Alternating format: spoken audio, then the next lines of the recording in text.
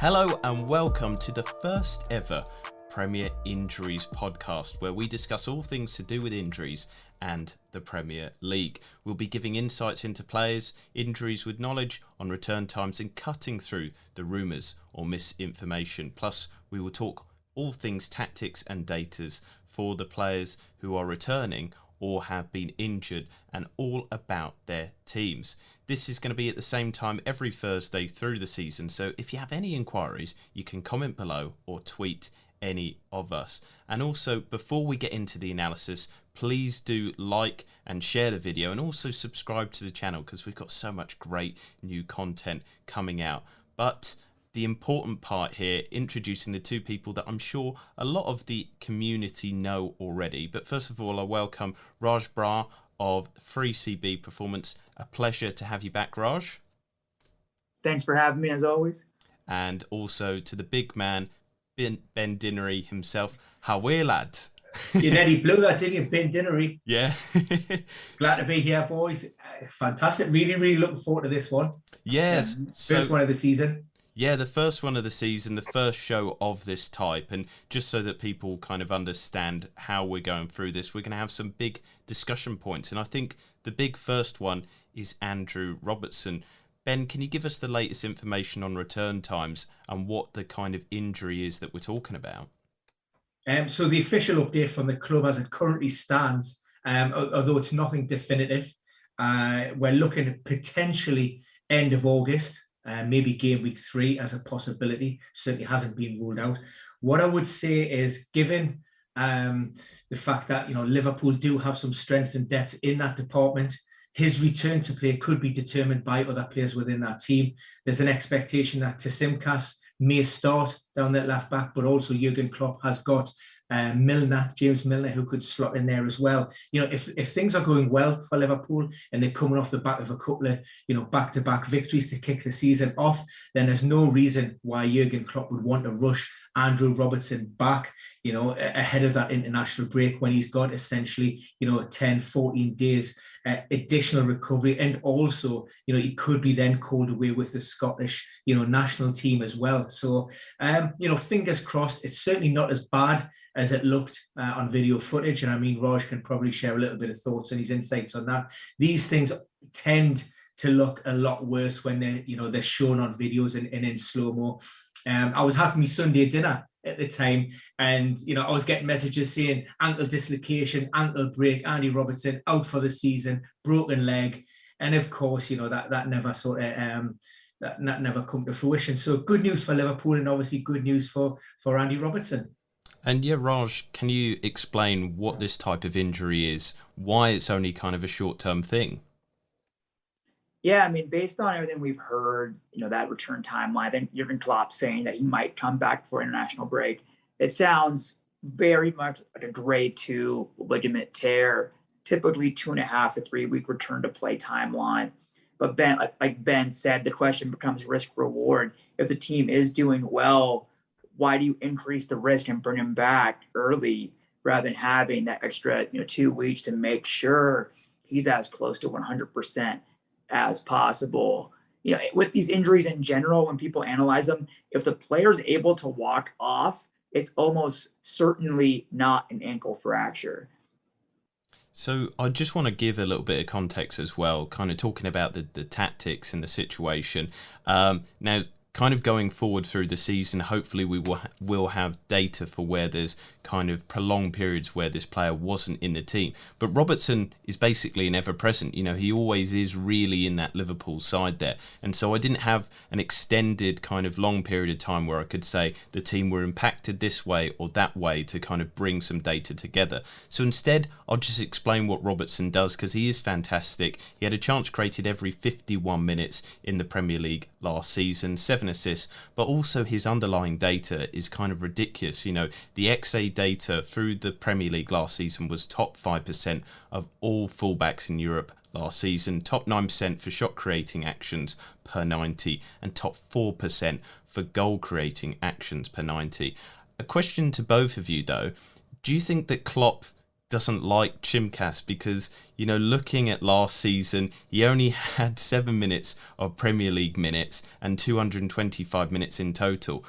If you were looking at Liverpool maybe as a fantasy asset, but also as a Liverpool fan, would you be a little bit worried that Klopp hasn't trusted in him before?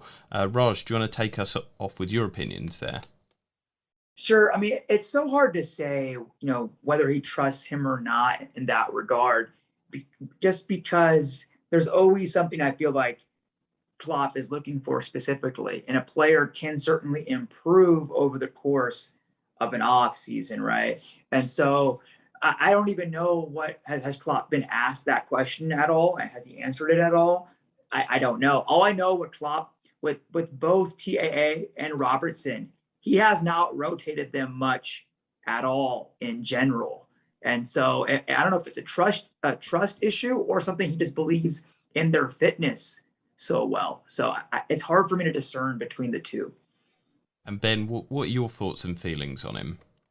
First and foremost, Tsimikas is the hot topic of this moment in time. A 4 million rated fantasy defender, and everybody is going balls deep in with him, whether it's a 1, 2, or even a 3-week punt. I had my concerns last season when defensively Liverpool were really struggling. Tsimikas wasn't without his injury problems, reported knee, thigh, and he was also contracted and tested positive for COVID. So you never really have a true understanding of what's happening behind the scenes and how players are affected. We know that players are affected in different ways with long COVID, so on and so forth. So that may have impacted and obviously pushed Tsimikas a little bit further down the pecking order. Just for our fantasy watchers, there is a lot of talk at the moment that James Milner is in a strong position to start this weekend. Now, does that put him in that left back spot, or is he going in midfield?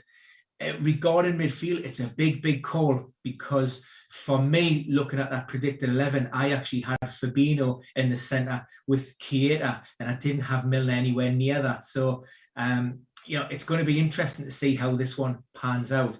Tread carefully, but, for 4 million, he's got to be worth the punt, hasn't he? Now, somebody else that has caused a lot of issues for the fantasy community, but also just the worries in general, Phil Foden. Ben, what's the latest on his return date? It was very nondescript from Pep, as it always is, and the Manchester City website. It's often just referred to as an injury that was picked up on the eve of the Euro 2020 final. We later found out that it was an incident in training. I think that caused the foot to hyperextend. Initially thought that it was a fairly innocuous challenge, nothing too serious. All of the talk and suggestion had been around, don't worry, a little bit of rest. Foden will be ready for the beginning of the campaign. That isn't the case ahead of the Community Shield. Pep really provided 2 major updates, and both of those, Phil Foden and Kevin De Bruyne, he referenced that they would be out for a long time. What we understand now is, from Phil Foden himself, actually, just from today, talking to Sky Sports News, is that the expectation is around 3 to 4 weeks. So again, that puts him in line for a return around Gameweek 4 after the international break.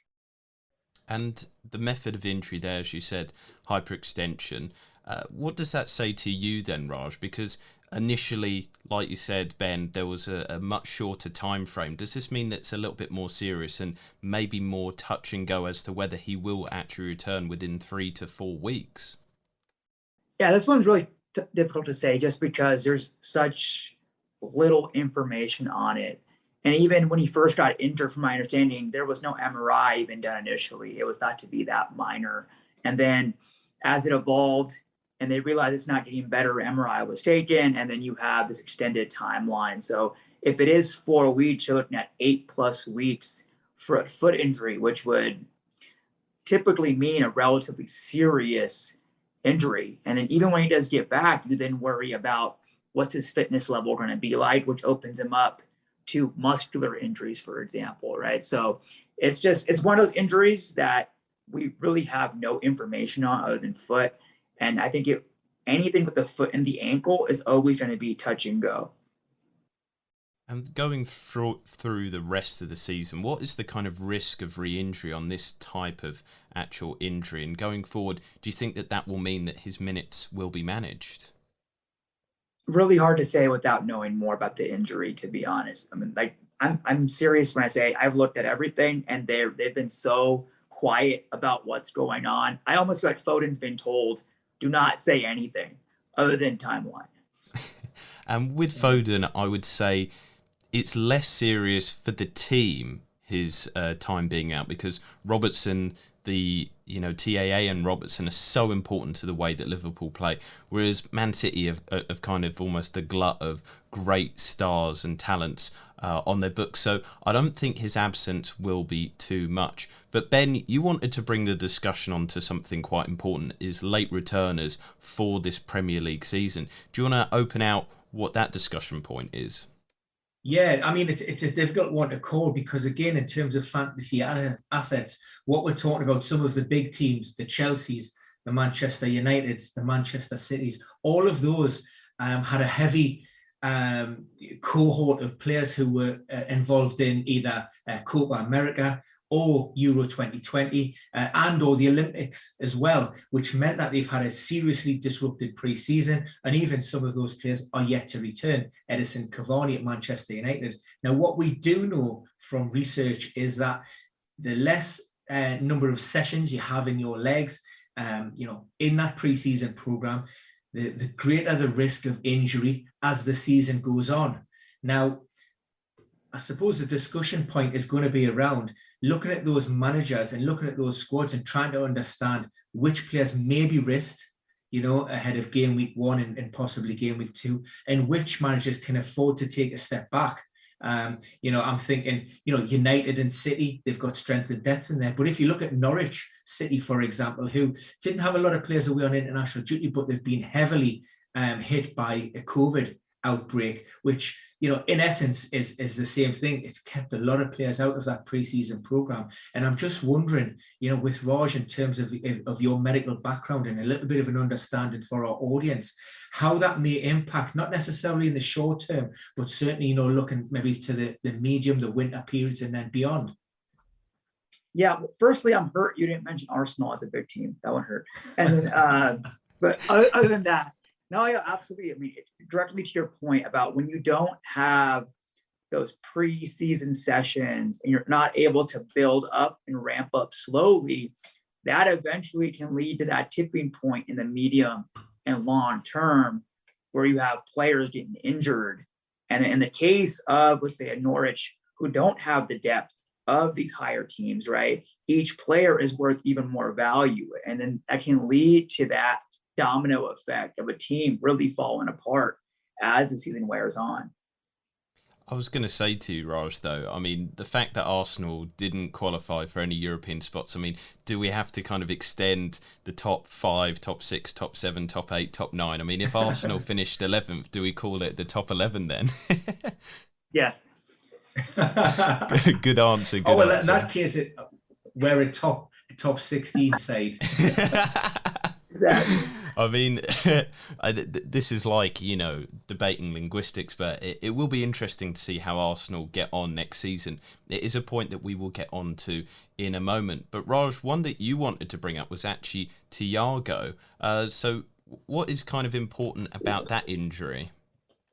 Yeah, so what he gave an interview, I can't remember with who exactly, but he was talking about what was going on with his actual injury. So he spoke about him having a hamstring issue kind of near his glutes that came up last season. And I guess it happened before. And so that's what we call chronic insertional tendinopathy. It's a very stubborn injury, especially when it flares up. And so he said that he's on track to be healthy, but that is something to keep an eye on for the player. If it does become aggravated, it can certainly impact his performance for an extended period of time, if not missing multiple games. Raj, do you think that injury was something that he may have carried into the Euros, and that was reflected in his lack of minutes for the Spanish national team? And if so, in hindsight, given And I know it's a big stage for them to play at, but maybe, is this the Marcus Rashford situation where the player is maybe putting the country ahead of him, even though, ahead of his club, his paymasters, when he's not 100%, and it's going to affect him, not just, like say, in the beginning, but throughout the course of this campaign. Yeah, absolutely. I think another pertinent example is De Bruyne. He played through that ankle injury for a game. He played 90 minutes, and now he may miss who knows how long with that, right? So I think Thiago definitely fits into that bill as well. I want to put a question to you, Ben, is with these two Liverpool injuries that we've talked about here, Robertson, Thiago, we can talk about the method of injury, we can talk about the specifics. It seems like there's a lot more information coming out of Liverpool. Do you find that they are more becoming than a lot of clubs, or in like almost a reverse aspect, are Man City a lot more secretive than maybe other teams in the league? Yeah, I mean, look, unfortunately, I suppose it wouldn't be in the position that we're in if it was an open copybook for clubs and medical departments to tell exactly how it is, and maybe more like it is across maybe some of Europe's other, major leagues. The Spanish league, for example, tend to be, fairly open and honest with their diagnosis and evaluations and exactly what's happened with the players. And so for that reason, that's what keeps it interesting. It's this paper trail that we like to hunt down. It's the thrill of the chase. But Liverpool and Arsenal, to an extent, I've always found, certainly in recent times, very forthcoming with their updates. But let's not forget what we're hearing is exactly what the club wants us to hear, because and it's a point to labour, which I have done in the past. Just because the club's telling you one thing, that doesn't necessarily reflect exactly what's happening. And I've had conversations this summer from people linked to clubs that have turned around and said, I know that there's at least 6 injuries that manager has faced the cameras and told you all about, for whatever reason, did not exist, did not happen, were never on the table. So, it's all smoke and mirrors. It's all a game. And if I was a manager, would I want to be telling my opponents, the opposition, in advance, who potentially is in and out, so they can, cater for that and look to maybe minimalize or capitalize on a particular loss or a weakness within the team? No, I wouldn't. So, I can't blame them for it, although frustrating at times. And there's nobody worse than City, and ultimately that's Pep when it comes down to providing a lack of clarity on what's happening with some of those players. Now, before we move the topic of discussion onto one of the big 8 teams of Arsenal and Thomas Partey, Raj, I wanted to ask you, do you, kind of back what Ben has set up there? You sometimes look at a match or a player and their method of injury and you kind of say, that's not right. That's not what I kind of saw the injury to be. And you think that, teams are almost smoke and mirrors, making things up a little bit, or do you not really get that experience from being on the outside? No, he's 100% correct. It's a lot of gamesmanship. As you start dissecting sources, you realize what's reliable, what's not, right? A lot of managers, they're unreliable indicators. And so you kind of just ignore what they're saying. For example, Jurgen Klopp, actually, with his medical background, he actually gives a lot more nuance and detail than probably 95% of other managers, just because I think he has an understanding of what's going on.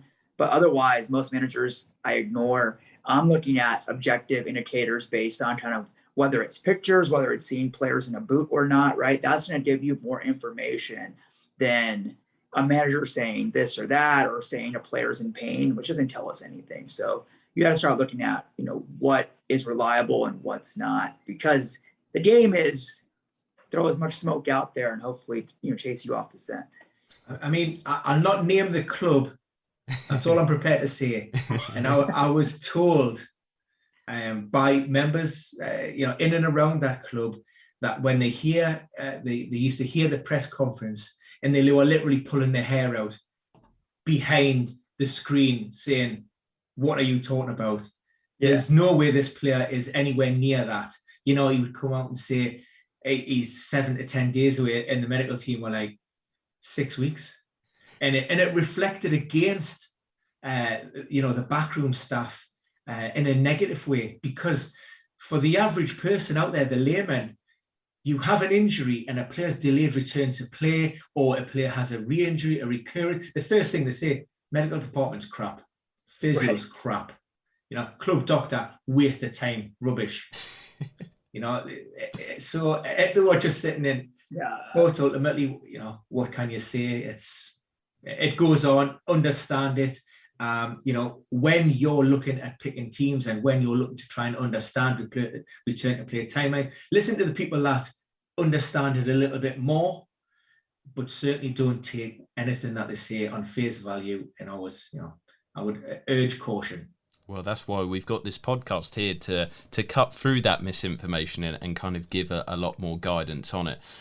Let's bring it on to then top 8 or big 8, Raj, however you want to call us at Arsenal. And I hope people don't think this is an indulgence. It's just because, it's one of the topics at the moment. But we do want to talk about Thomas Partey.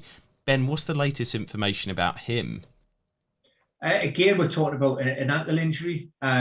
Fortunate, if media reports are to be believed, it's not as serious as first thought. The understanding is that he's 100% out of game week 1, most likely game week 2, towards the end of August. But, Raj mentioned it before, it's a risk-reward strategy here. And, do we risk him before the international break, or do we hold him back a little bit? It's always difficult because, players respond differently to different treatments. There's always secondary, if there's any secondary complications, any setbacks. So we always take everything with a pinch of salt, again, on the understanding that, when we're talking about a potential return, that is the ideal scenario where everything goes smoothly, rehab is fine, players are introduced back into their squad, and they're shown no kind of adverse reaction. And what was the reason for this injury then, Raj? What is the complication with his ankle? I mean, the reason in the first place was, it was that tackle from behind, right? So that's kind of how it happened. And so I was actually a little surprised that when the medical team released their update, they gave a very kind of specific 3-week return to training timeline, which if it's true, tells me that they're pretty confident that they know that it's not that serious of an injury. Because at first I thought it's a high ankle sprain for sure, which comes with that 4 to 6 week return to play with high variance. And so based on that kind of very, very specific return, it makes me kind of think it might just be a medial ankle sprain rather than having any significant high ankle sprain damage. But like Ben just said, it's all about day-to-day assessment with these. Things can change quite quickly. And as we touched on with Foden, foot and ankle injuries can evolve very, very quickly, for better or for worse. And I just want to analyse actually with Partey. I think, he's probably as important as Robertson is to Liverpool. I mean, Raj and I can talk at length about this in a second because, looking at the data, I looked at the kind of historical nature of how Arsenal were affected last season. So Arsenal were without him for about 10 games, game week 8 to 18. What I found quite interesting is that the attack of the team wasn't actually affected too much. The XG per game remained about the same, if not actually slightly higher. And you kind of look at the other shooting data, the shots in the box were actually slightly higher as well. Chances created were slightly higher. It was the defence that actually had the big problem. And you kind of look at the XG conceded per game, and those numbers went up by quite a lot, 0.3 XG per game more. They were conceding many more goals as well in terms of actual goals as well, by 0.17 more goals per game. But the other problem was during this time period was probably the worst run, would you say, Raj, of the Arsenal season. We were about 11th in form, 14th in Premier League form during that time period. So in those 10 games there, we only won 3 games We lost 5 in those ones there, and a terrible kind of goal difference, not many points at all. It was a pretty tragic period of the season. So kind of continuing with that, with 2 really, really difficult games at the start of the season, does Partey's absence really worry you? I mean, it does to an extent, but it's also just the start of this season. Although there's, significant pressure to have a good start to this season. I think, when you watch Partey and how he plays, he covers up for a lot of deficiencies, especially being next to Xhaka, who tends to be slow on the turn, right? And so I think that what may worry me less this season, although I think there's a lot of pressure, is Lokanga. I think he has the ability to potentially cover some of those deficiencies that, Partey's injury leaves behind. He's certainly a better option than El Neni. So, I mean, will it be tough? Absolutely. I think a big thing that really helps is Ben White, because now you have a distribution channel which can get rid of some of that pressure going forward, right? And release some of that pressure, which was a big problem last season for the team. What I wanted to ask as well is maybe moving it on from the team and the tactics.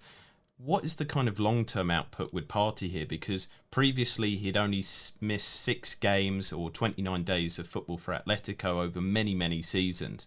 And now in his first season at Arsenal, he's had prolonged periods of time. I think, Ben, do you have the data to hand to kind of explain what those injuries were and how long that happened for?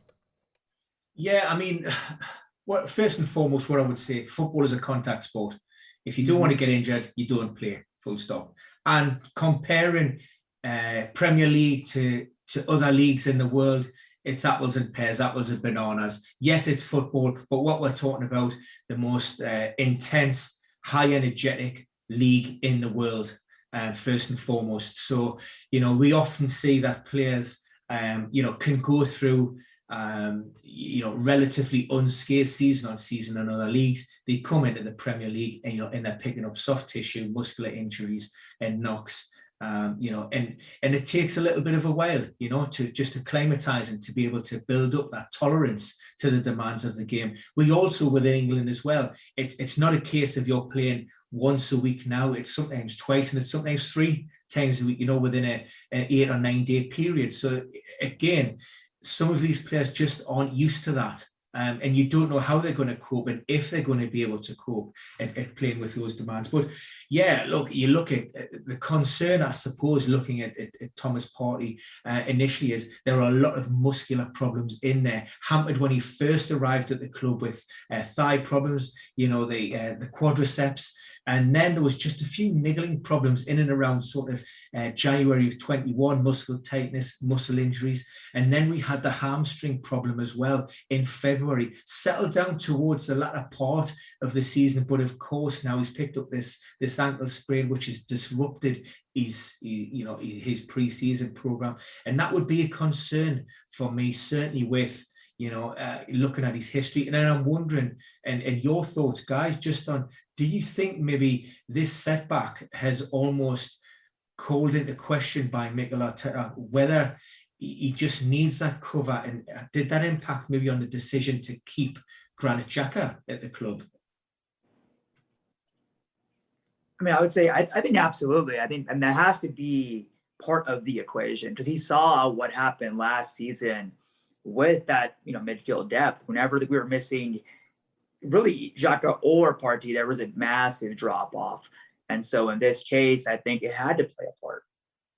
Yeah, I think one of the interesting things about Arsenal fans as a group, that they almost don't realise the value that Xhaka has to the squad. His ball distribution is incredible. He's really good at that. Obviously, his defensive work isn't brilliant, and he does kind of cost the team in certain situations with his rash decisions. But at the same time, he's so integral to the build-up play, and I would rather have him at the club than not have him without a replacement. And I think that was the situation that we're about to have. And also, I like that the club are kind of not having the mickey taken by somebody like Roma. Again, I think we discussed off air, me and Raj, we don't like transfer rumours too much, but if those stories are to believe, you could get a lot more for a player of his relatively good quality. I do want to end with one final discussion here. Ben, Raj, and my forte is not as in depth for your knowledge for both of you. But which team do you think has the worst injury problems going into this season, and who do you think is going to be hampered the most? Raj, quickly, your thoughts there. I think it's Norwich with the COVID aspect. I mean, it's a mass. They've had a lot of issues with COVID, and we see, the medium and long-term effects with that oftentimes with conditioning, and it's happening at, you could say, arguably the worst time during preseason as the team has been ramping up and trying to get ready. So whether it's effects from COVID or if it's the fact that players can't train, which then leads to those high risks of injury during the season. And then, as I mentioned before, it's a team that doesn't have quite as much depth as other teams. So when injuries do happen, it's going to be a massive effect on them. And Ben, your quick thoughts on who's the worst affected? I'm gonna echo those already touched upon. Norwich, and you factor in they're playing Liverpool, Manchester City, Leicester, Arsenal. The first 4 games, important to get off to a great start, but it's going to be very, very difficult for Daniel Farke. I wanted to raise the attention of Wolves as well. I think that they've got a lot of problems there. Johnny's out, Bolly's out, so already two in a defence that wasn't very good last season, up to their usual standards. And then moving up the pitch, Neto and Pedent are also out as well. But that is us out for the count today in terms of our Premier Injuries podcast, the first of the season. Like I said, this is going to be a weekly thing every Thursday, so make sure to get your questions in below. Make sure to get involved with the community. You can tweet any of us, as you can see all our Twitter handles on screen, and subscribe to the channel because we've got so much good content coming out. But thanks for coming on, Raj. And thanks for having me, as always. And, I don't need to say thanks to you, Ben, because obviously we work together, but always a pleasure to chat to both of you. Yeah, thanks, guys. Thanks, Jason. Cheers, Raj.